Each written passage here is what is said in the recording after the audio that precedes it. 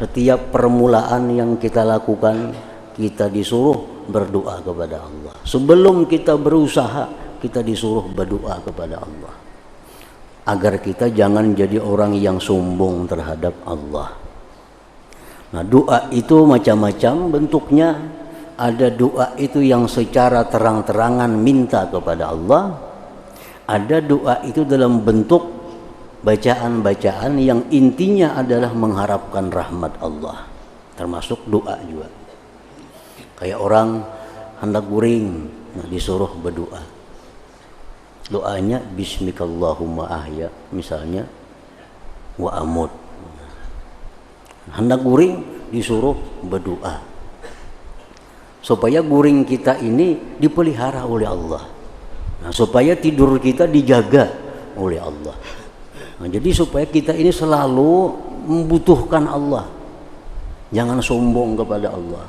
Orang yang tidurnya tidak ada doa, itu dianggap dia tidak memerlukan perlindungan Allah dalam tidurnya itu. Bangun guring, sudah habis tidur, bangun. Alhamdulillahilladzi ahyani ba'da ma amatani wa ilaihin nusyur. Disuruh juga kita berdoa dengan bacaan itu. Segala puji bagi Allah yang menghidupkan aku sesudah Dia matikan aku, dan kepadanya lah kembali. Jadi doa ini merupakan sesuatu yang sangat penting di dalam agama kita, supaya kita jangan sombong terhadap Allah Subhanahu wa ta'ala. Hendak makan disuruh kita berdoa, walaupun doanya kada langsung, cukup dengan bismillahirrahmanirrahim. Karena bismillah itu maknanya pun adalah makna doa. Lebih tegas lagi kalau disambung dengan Allahumma barik lana fi ma razaqtana wa qina azabannar, itu lebih nampak lagi doanya. Kalau bismillahirrahmanirrahim itu sudah masuk bagian doa. Ibnu Mas'ud radhiyallahu anhu berkata, kami masuk kepada Rasulullah sallallahu alaihi wasallam, artinya bailang kepada Rasulullah sallallahu alaihi wasallam di rumah ibu kami Aisyah radhiyallahu anha.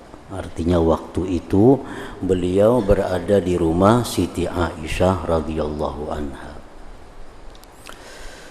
Kami bailang itu ziarah kepada beliau itu ketika mendekati perpisahan atau wafatnya beliau. Maka beliau memandang kepada kami. Lalu kedua mata beliau sallallahu alaihi wasallam mengalirkan air mata. Artinya beliau menangis. Kemudian beliau bersabda, marhaban bikum hayyakumullah awakumullah nasarakumullah wa usikum bitaqwallah wa usi bikumullah inni lakum minhu nadhirum mubin an la ta'lu 'ala Allah fi biladihi wa ibadihi wa qaddana al-ajalu wal munqalabu ila Allah wa ila sidratil muntaha wa ila jannatil ma'wa wa ila al-ka'sil awfa faqra'u 'ala anfusikum wa 'ala man dakhala fi dinikum ba'di minni assalamu wa rahmatullah. Begitu beliau memandang kami dan beliau menangis, seraya beliau bersabda, selamat datang kepada kamu. Mudah-mudahan Allah memberi kalian umur panjang, melindungi kalian dan menolong kalian. Aku berwasiat, aku berpesan, ya Nabi, kepadamu, kepada kalian, dengan takwa kepada Allah Subhanahu wa ta'ala.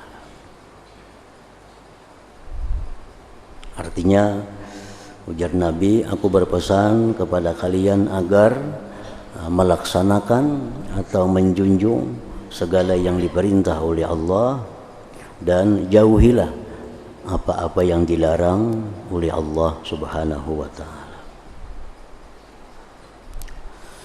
Dan aku berwasiat, berpesan kepada kalian akan Allah, artinya akan agama Allah. Aku titip kepada kalian, aku berpesan kepada kalian bahwa jaga agama Allah, Islam ini. Jaga agama Allah, pelihara agama Allah, dan tinggikan agama Allah ini. Sesungguhnya aku adalah pemberi peringatan yang nyata daripada Allah kepada kalian. Artinya, ujar beliau, bahwa aku ini hanya seorang yang memberikan kabar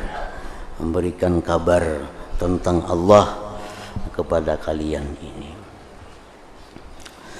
Bahwa janganlah kamu sombong atas Allah Ta'ala di negerinya dan hamba-hambanya. Jangan kamu sombong terhadap Allah, jangan kamu sombong terhadap hamba-hamba Allah.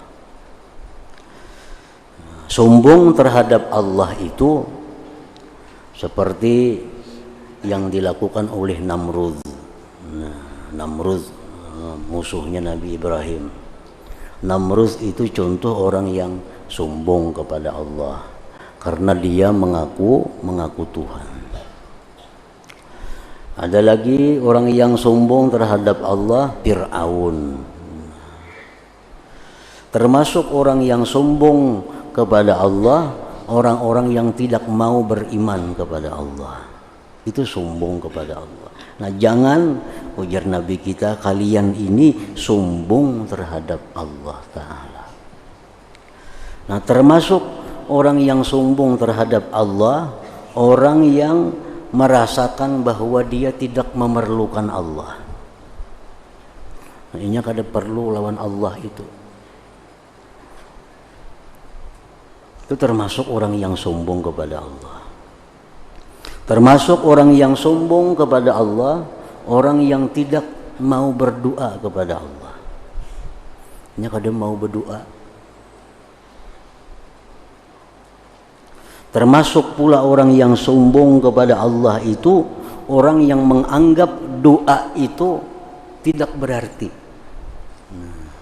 Orang yang menganggap bahwa doa kepada Allah itu sesuatu yang biasa, sesuatu yang tidak berpengaruh. Berarti dia sombong kepada Allah. Padahal doa itu adalah merupakan sesuatu bukti bahwa kita tunduk kepada Allah. Doa itu satu bukti bahwa kita ini memerlukan kepada Allah. Doa itu satu bukti bahwa kita berhajat, butuh kepada Allah Subhanahu wa ta'ala. Makanya dalam setiap gerak-gerik kita, setiap permulaan yang kita lakukan, kita disuruh berdoa kepada Allah. Sebelum kita berusaha, kita disuruh berdoa kepada Allah, agar kita jangan jadi orang yang sombong terhadap Allah. Nah, doa itu macam-macam bentuknya. Ada doa itu yang secara terang-terangan minta kepada Allah. Ada doa itu dalam bentuk bacaan-bacaan yang intinya adalah mengharapkan rahmat Allah. Termasuk doa juga. Kayak orang hendak guring, disuruh berdoa. Doanya bismikallahumma ahya, misalnya, wa amut. Hendak guring disuruh berdoa supaya guring kita ini dipelihara oleh Allah. Nah, supaya tidur kita dijaga oleh Allah. Nah, jadi supaya kita ini selalu membutuhkan Allah, jangan sombong kepada Allah. Orang yang tidurnya tidak ada doa itu dianggap dia tidak memerlukan perlindungan Allah dalam tidurnya itu. Bangun guring, sudah habis tidur, bangun, alhamdulillahilladzi ahyani ba'da ma amatani wa ilaihin nusyur. Disuruh juga kita berdoa, dengan bacaan itu. Segala puji bagi Allah yang menghidupkan aku sesudah Dia matikan aku, dan kepadanya lah kembali. Jadi doa ini merupakan sesuatu yang sangat penting di dalam agama kita, supaya kita jangan sombong terhadap Allah Subhanahu wa Ta'ala. Hendak makan disuruh kita berdoa, walaupun doanya kada langsung, cukup dengan Bismillahirrahmanirrahim, karena Bismillah itu maknanya pun adalah makna doa. Lebih tegas lagi kalau disambung dengan Allahumma barik lana fi ma razaqtana wa qina azabannar, itu lebih nampak lagi doanya. Kalau Bismillahirrahmanirrahim itu sudah masuk bagian doa. Nah, habis makan disuruh juga kita pulang berdoa dalam bentuk alhamdulillahilladzi at'amani hadza wa razaqani haula minni wala quwwah. Jadi setiap gerak-gerik kita, memakai pakaian, melepaskan pakaian, keluar rumah, masuk rumah, naik kendaraan, turun kendaraan, semuaan kita disuruh berdoa kepada Allah. Satu bukti bahwa kita kada bisa lepas, kada bisa terlepas sedikit pun dari Allah. Nah, ini bukti bahwa kita orang yang hina, orang yang tunduk kepada Allah Subhanahu wa Ta'ala. Nah, Rasulullah mewasiatkan kepada kita jangan sombong terhadap Allah. Jangan menganggap doa itu kada bermakna. Padahal doa itu kedudukannya lebih utama daripada usaha. Lebih utama dari usaha. Kalau kita bekerja, nah itu usaha. Tapi sebelum bekerja hendaknya ada doa. Nah, doa itu lebih utama daripada kita berusaha untuk menghasilkan sesuatu. Jangan beranggapan bahwa kayak apa aja berdoa, mau kada berusaha, kadanya mau berhasil. Nah, ini orang yang sombong kepada Allah. Orang yang mengandalkan usahanya itu yang membuat berhasil. Mesti doa wali, mesti doa nabi nang diamalkan. Mau kada berusaha kayak apa hendak sugih. Nah, ini orang sombong kepada Allah. Ini menganggap usahanya itu nang bisa mendatangkan keberhasilannya. Padahal intinya doa itu yang mendatangkan. Usaha itu nomor 2. Itu tandanya kita lawan Allah itu tawadhu, lawan Allah tunduk.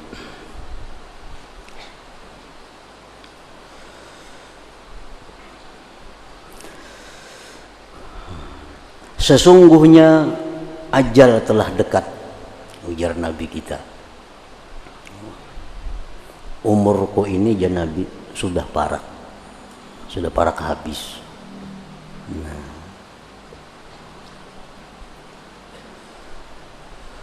di dalam beberapa riwayat disebutkan tanda-tanda Rasulullah Sallallahu Alaihi Wasallam dipanggil oleh Allah Subhanahu wa Ta'ala itu dimulai pada waktu beliau naik haji, yang disebut dengan haji wada atau haji terakhir beliau. Nah, di situ sudah mulai timbul tanda-tanda bahwa ajal beliau itu sudah dekat. Waktu di sana haji beliau itu, di haji yang terakhir itu diturunkan Allah ayat al-yawma akmaltu lakum dinakum wa atmamtu alaikum ni'mati wa raditu lakumul islama dina. Nah, Allah berfirman, sekarang telah aku sempurnakan bagi kalian agama. Sekarang agama kalian telah sempurna dan nikmat-nikmat yang kuberikan telah sempurna. Dan aku ridha Islam itu agama kalian. Nah, mendengar ayat ini turun dibacakan Rasulullah, maka sahabat-sahabat itu bergembira. Waktu haji itu gembira karena sudah sempurna, agama sempurna, nikmat sempurna, Islam diridai Allah. Sahabat pun bersukaria.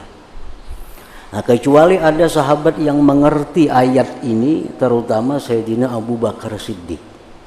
Nah, Abu Bakar Siddiq itu begitu turun ayat ini, beliau bukan tertawa, bukan gembira, tetapi menangis. Menangis Abu Bakar. Ditanya oleh sahabat lain, wahai Abu Bakar, kenapa engkau menangis? Itu orang bergembira, Allah menyempurnakan nikmat kepada kita, Islam diridai sebagai agama, kenapa dia menangis? Nah, ujar Abu Bakar, itu agama kalau sudah sempurna, nikmat sudah sempurna, itu berarti tugas Rasulullah telah selesai, artinya beliau akan wafat. Nah, ini yang membuat aku menangis. Ikam kada pahamnya sidin itu ayat. Nah, ini ayat. Menurut catatan sejarah, ayat ini turun 83 hari sebelum wafatnya Rasulullah sallallahu alaihi wasallam. 83 hari. Nah, kemudian tanda-tanda lagi bahwa beliau itu akan menghadap Allah, turun ayat idza jaa nasrullahi wal fath wa ra'aitan nasa yadkhuluna fi dinillahi afwaja fasabbih bihamdi rabbika wastaghfir innahu kana tawwaba. Bila datang pertolongan Allah dan kemenangan, engkau lihat manusia berbondong-bondong masuk Islam. Nah, ini ayat yang kedua yang menunjukkan bahwa Islam itu sudah jaya. Bila datang pertolongan dan kemenangan, manusia sudah kada perlu lagi perang, mereka dengan sadar masuk Islam berbondong-bondong. Nah, turun ayat ini kepada Rasulullah sallallahu alaihi wasallam. Rasulullah memanggil anak Sidin Siti Fatimah radhiyallahu anha. Nah, dipanggil Sidin Fatimah. Ujar Sidin, wahai Fatimah, ajalku ini sudah mendekati akhir. Ajalku sudah mendekati akhir. Nah, lalu Siti Fatimah pun menangis setelah diberitahu oleh Rasulullah sallallahu alaihi wasallam itu. Begitu Fatimah ini menangis dengan keras, Rasulullah bersabda, la tabki, jangan menangis engkau wahai Fatimah, jangan menangis. Fa innaki awwalu ahli luhuqan bi, karena engkaulah orang yang pertama yang mendatangi aku. Artinya imbah aku ni wafat, kadalawas ikam kena mengiringi aku. Maka fadhahikat, maka tertawalah Fatimah mendengar sabda Rasulullah sallallahu alaihi wasallam itu. Nah, ini ayat idza jaa nasrullah tadi itu turun kepada Rasulullah sebelum 60 hari wafatnya Rasulullah. 2 bulan lagi wafat.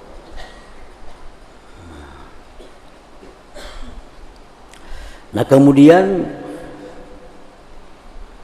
apa yang dikatakan oleh Rasulullah bahwa engkau wahai Fatimah awal-awal orang yang mendatangi aku, itu terjadi bahwa 6 bulan sesudah wafat Rasulullah sallallahu alaihi wasallam, 6 bulan beliau wafat, Fatimah pun wafat radhiyallahu anha dalam umur 28 tahun. Nah, jadi Fatimah lah keluarga beliau yang pertama yang mendatangi beliau itu. Nah, kemudian sudah itu ada lagi turun ayat Allah, laqad ja'akum rasulun min anfusikum azizun 'alaihi ma 'anittum harisun 'alaikum bil mu'minin raufur rahim. Nah, ini ayat tinggal 53 hari lagi beliau wafat. Nah, ayat yang terakhir, wattaqu yauman turja'una fihi ilallah. Itu ayat terakhir 7 hari beliau sebelumnya itu. Sebelum wafat turun ayat wattaqu yauman turja'una fihi ilallah. Nah, jadi ujar Nabi lawan tamu-tamu ini, Abdullah bin Mas'ud tadi, beliau bersabda, ujar Sidin, sungguh ajal telah dekat. Ajalku sudah parah. Dan kembali kepada Allah dan ke Sidratul Muntaha, ke surga al-ma'wa dan ke gelas al-aufa, maka ucapkanlah atas dirimu dan atas orang yang masuk pada agamamu sesudah kamu, salam dan rahmat Allah dariku. Jadi Nabi sampaikan kepada mereka, sampaikan kepada orang-orang yang akan masuk Islam sesudah aku, sampaikan bahwa aku mengucapkan Assalamualaikum warahmatullah kepada mereka itu.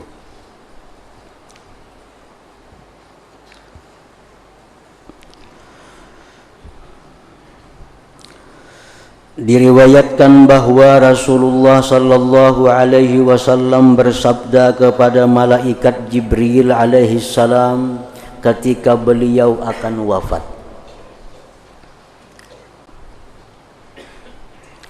Ketika beliau akan wafat, Jibril ditanya oleh Rasulullah sallallahu alaihi wasallam, "Man li ummati ba'di?" Artinya siapakah bagi umatku sesudahku? Artinya siapa lagi yang mengurusi umat ini kalau aku wafat? Bagaimana keadaan umatku kalau aku wafat? Maka Allah mewahyukan kepada malaikat Jibril bahwa berilah kabar gembira kepada kekasihku bahwa aku tidak akan menelantarkannya pada umatnya. Artinya katakan kepada Rasulullah, kepada kekasihku wahai Jibril, bahwa umat engkau tidak akan terlantar. Dan berilah kabar gembira kepadanya bahwa dia adalah orang yang paling cepat, orang pertama keluar dari bumi di antara manusia ketika mereka dibangkit. Dan dia adalah pemimpin mereka ketika mereka dikumpulkan, dan bahwa surga itu diharamkan atas umat-umat sebelum umatnya memasukinya. Jadi surga itu dilarang masuk sebelum umat Nabi Muhammad SAW, dan umat Nabi Muhammad pun dilarang masuk surga sebelum masuk Siti Fatimah radhiyallahu anha. Jadi orang pertama yang masuk surga itu Siti Fatimah radhiyallahu anha.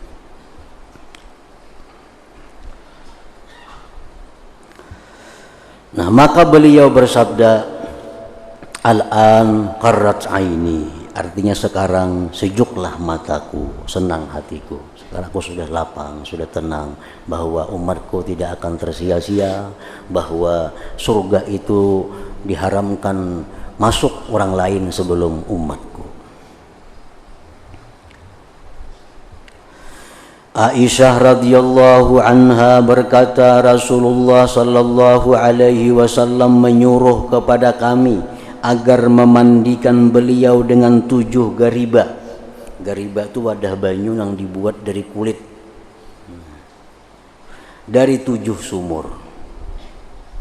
Nabi minta mandi dengan 7 garibah, 7 gayung lah bahasa kitanya, dari 7 sumur yang ada. Maka kami laksanakan yang demikian itu, ujar Siti Aisyah. Maka beliau mendapatkan kesenangan. Ini beliau waktu sakit, kalau beliau minta mandi, setelah dimandi, lalu beliau lapang. Nah, Rasulullah merasa nyaman. Lalu beliau keluar, kemudian mengerjakan salat dengan manusia. Dan beliau memohonkan ampunan bagi ahli Uhud. Beliau memohonkan ampunan bagi orang-orang yang ikut berperang Uhud. Dan mendoakan beliau bagi mereka. Dan beliau berwasiat dengan orang-orang Ansar. Maka beliau bersabda, "Amma ba'du ya ma'syaral muhajirin, fa innakum tazidun wa asbahatil ansaru la tazidu ala hayatiha allati hi 'alaiha al-yawm wa innal ansara aibati allati awaitu ilaiha fa akrimu karimahum ya'ni muhsinahum wa tajawazu an musiihim." Summa qala, "Inna 'abdan khujira baina ad-dunya wa baina ma indallah fakhtara ma indallah." Ini pidato Nabi sesudah beliau sembahyang, yang mana sudah akhir-akhir hidup beliau. Sesudah sembahyang Sidin berkhutbah, adapun sesudah itu, ujar Nabi, wahai golongan muhajirin, sesungguhnya kamu bertambah. Jadi artinya orang akan semakin banyak datang hijrah ke Madinah, terutama orang-orang Makkah. Waktu beliau masih ada, beliau sudah wafat, orang-orang Makkah itu pindah hijrah ke Madinah. Nah, sesungguhnya kamu wahai muhajirin bertambah, dan golongan Ansar orang Madinah ini tidak bertambah atas keadaannya yang ada berada di dalamnya pada hari ini. Kalau Ansar ya kada berubah. Dan sesungguhnya golongan Ansar adalah tas besarku, aibati, laksana tas besar yang aku berlindung kepadanya. Artinya di waktu Rasulullah ini di Mekah, beliau diancam, beliau akan dibunuh, beliau dibikut. Kalau beliau mencari perlindungan ke Taif, di Taif pun ditolak, di Taif pun dihina, dilimpari batu. Balik lagi ke Mekah, Nabi kita datang sekelompok orang-orang Ansar, orang-orang Madinah yang mengajak Nabi, sudah hijrah ke Madinah, engkau akan kami jaga keselamatan engkau dan keluarga. Nah, jadi orang-orang Ansar ini dianggap Nabi sebagai tas besar yang aku berlindung kepadanya.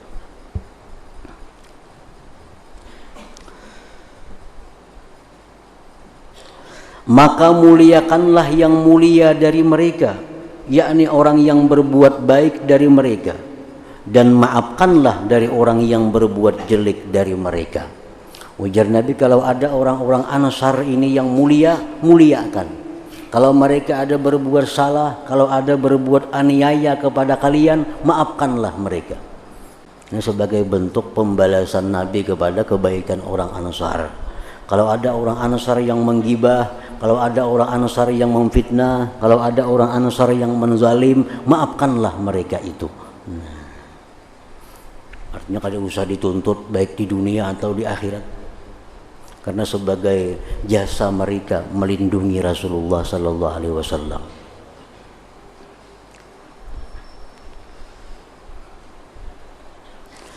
Kemudian beliau bersabda, sesungguhnya seorang hamba disuruh memilih di antara dunia dan apa yang di sisi Allah, lalu ia memilih apa yang di sisi Allah.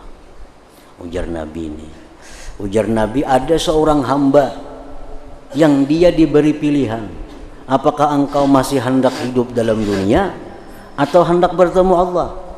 Maka hamba itu, ujar Nabi, dia memilih bertemu Allah.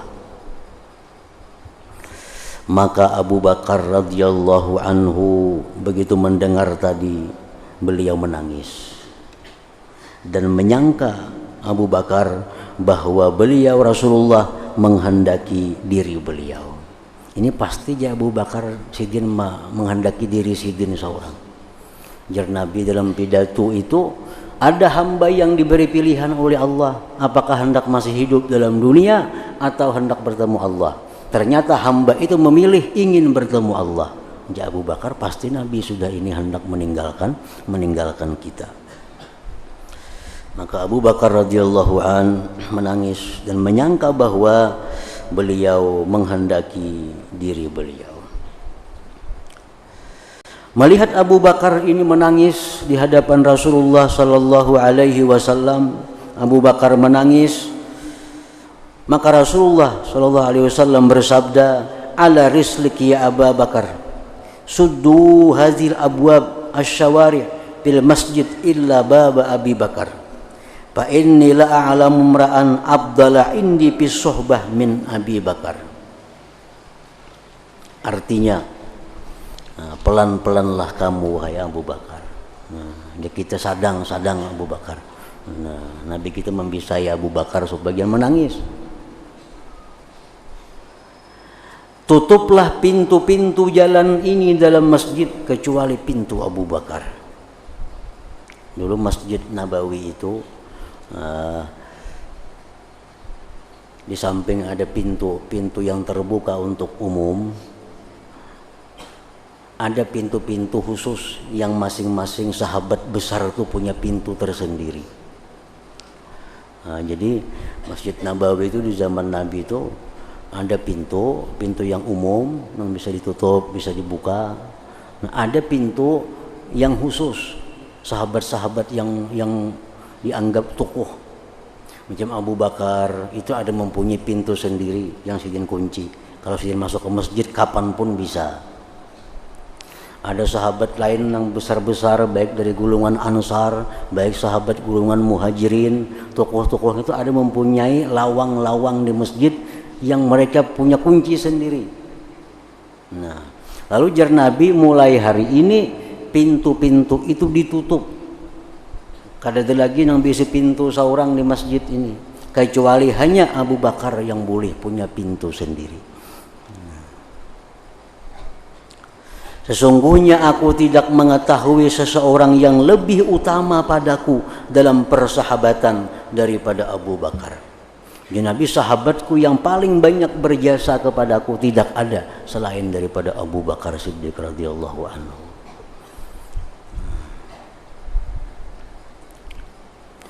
Aisyah radhiyallahu anha berkata, maka Rasulullah sallallahu alaihi wasallam diwafatkan di rumahku. Nah, rumah Aisyah yang kubur Nabi yang kita ziarah rajin itu rumah Nabi, rumah Aisyah di situ.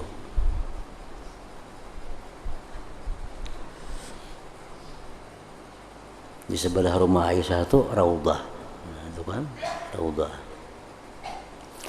Rasulullah sallallahu alaihi wasallam diwafatkan di rumahku pada hariku, artinya pada waktu giliran aku, di antara paru-paruku dan sebelah atas dadaku. Jadi Rasul itu wafat waktu diasuh kepala beliau oleh Siti Aisyah radhiyallahu anha. Dan Allah mengumpulkan antara liurku dan liur beliau ketika akan wafat. Karena Nabi kita hendak bersiwak. Nabi hendak bersiwak. Siwak itu karas. Siwak ini karas. Disuruh Nabi Aisyah dulu mengikutakan, malamahiakan dikucup dulu, diliuri dulu siwak itu supaya lama. Nah, jadi Aisyah mengikut kasih waktu diliuri oleh Aisyah, hanya diunjuk ke dia dimasukkan ke dalam mulut Nabi. Nah, jadi jar Aisyah, air liurku dan air liur beliau terkumpul ketika akan wafat itu. Lalu saudaraku Abdurrahman masuk kepadaku dan di tangannya ada siwak. Nah, ini maksudnya terpisah tadi ada siwak.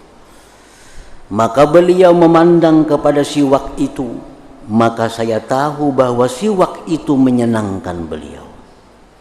Maka saya berkata kepada beliau, apakah saya ambilkan siwak itu bagi engkau wahai Rasulullah? Maka beliau memberi isyarat dengan kepala beliau bahwa iya. Lalu saya menyerahkannya kepada beliau. Lalu beliau memasukkan siwak itu ke dalam mulutnya. Maka siwak itu keras atas beliau.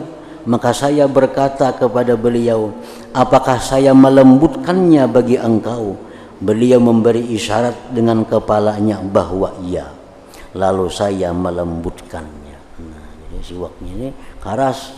Jadi Siti Aisyah mengigutakan dulu siwak itu, diigut, dilumuk supaya lama. Nah, hanya dimasukkan ke dalam mulut Nabi. Dan ini jadi sunnah kepada umatnya bahwa orang yang dalam sakaratul maut itu sunat disiwaki oleh nang hadir di sisi nang dalam sakarat itu. Orang dalam sakaratul maut itu sunat disiwakiakan. Siwaknya dengan siwak yang lembut. Hanya dibasahi dulu siwaknya sampai lembut, nah disiwakakan. Ini gunanya untuk memudahkan, menyamanakan keluarnya roh daripada orang yang hendak meninggal dunia itu.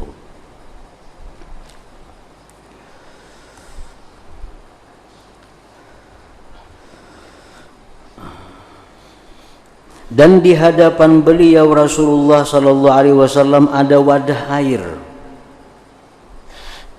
Maka beliau memasukkan tangannya ke dalam wadah air itu dan bersabda, la ilaha illallah, innalil mauti lasakarat. Artinya tidak ada Tuhan selain Allah, sesungguhnya kematian itu mempunyai sakarat.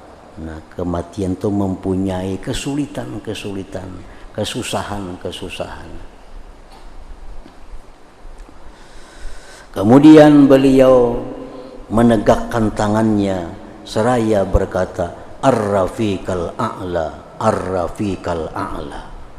Artinya teman yang paling tinggi, teman yang paling tinggi. Maka saya berkata, jadi artinya wafat Rasulullah, demi Allah beliau tidak memilih kami. Nah, kenapa beliau itu di akhir hayatnya mengatakan ar-rafiqal a'la. Rafiqal a'la itu artinya teman yang paling tinggi. Karena waktu itu beliau diberi pilihan. Nah, wahai Rasulullah, ujar si Israel ini, apakah engkau hendak masih hidup dalam dunia atau engkau hendak bakawenang di atas sana? Ya Nabi, aku hendak bakawenang di atas sana. Dicabut oleh Israel. Lalu itulah akhir kalimat yang diucapkan Nabi, ar-rafiqal a'la itu. Nah, kita jangan menurutin itu. Kita la ilaha illallah. Nah, kan jar Nabi, siapa yang akhir hayatnya la ilaha illallah, jannah, masuk surga. Ini khusus untuk Nabi kita. Ar-rafiqal a'la itu akhir hayat, akhir kalimat yang diucapkan oleh beliau sebagai jawaban sidin kepada tawaran. Nah, sebagai jawaban kepada tawaran, hendak hidup dalam dunia kah masih, nak bakawan ke atas kah? Bakawan ke atas, jar Nabi, dicabut, wafat sidin. Nah, jadi itu akhirnya.